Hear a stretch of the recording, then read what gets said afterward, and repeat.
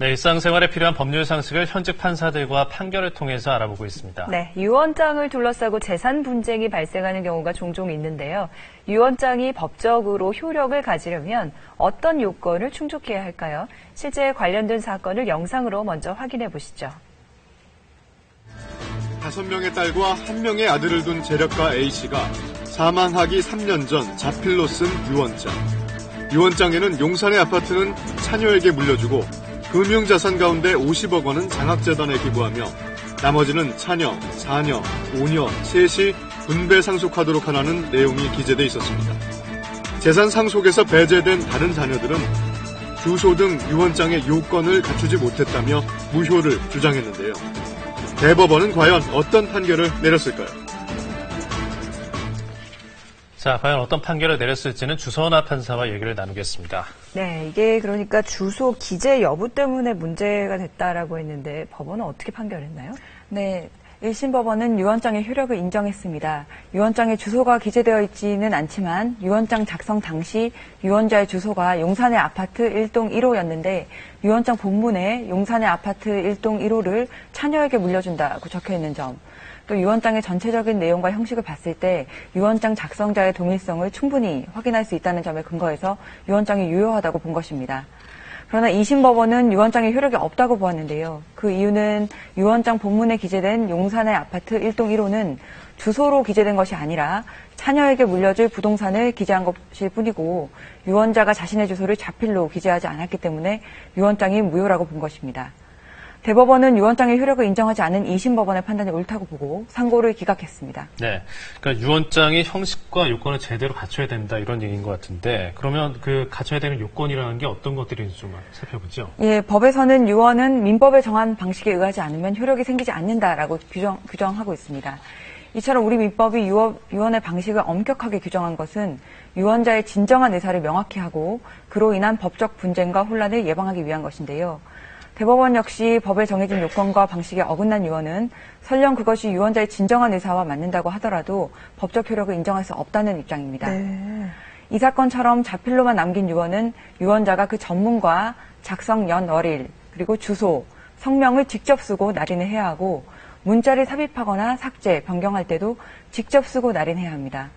그런데 이 사건의 유언장에는 이 요건 가운데서 주소가 적혀있지 않았던 것입니다. 사소한 실수로 볼 수도 있는데 너무 엄격한 것이 아닌가 하는 생각이 들 수도 있겠는데요.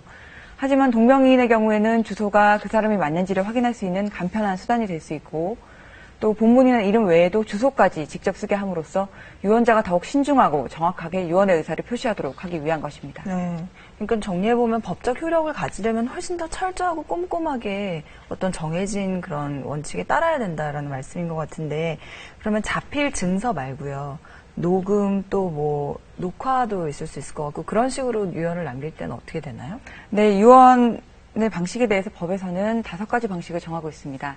자필 증서, 즉 직접 쓴 문서에 의한 유언과 녹음에 의한 유언, 공정 증서에 의한 유언과 비밀 증서에 의한 유언, 그리고 유언자의 말을 받아 적는 구수 증서에 의한 유언, 이렇게 5가지 방식이 있습니다. 각각의 방식은 법에 정한 엄격한 형식을 지켜야만 효력을 가질 수가 있습니다.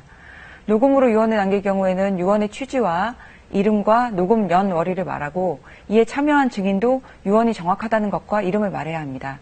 이때 증인이 될 수 없는 사람도 법에서 정하고 있는데요. 미성년자나 유언으로 이익을 받을 사람 등은 증인이 될 수가 없습니다. 증인 자격이 있는 사람이 참여해야만 유언의 효력이 인정됩니다. 따라서 이런 요건에 맞지 않게 예를 들면 조용히 혼자 있을 때 녹음을 해뒀다든지 이런 경우에는 유언으로서의 효력이 인정될 수 없습니다. 예. 그리고 그 최근에 치매 환자가 남긴 유언 이게 뭐 유효하냐 뭐 이런 논란이 있었던 것 같은데 그 뭐 치매 환자의 경우는 어떻습니까? 네, 유언뿐만 아니라 모든 법률 행위는 그 법률 행위가 유효하기 위해서는 의사 능력이 있어야 합니다.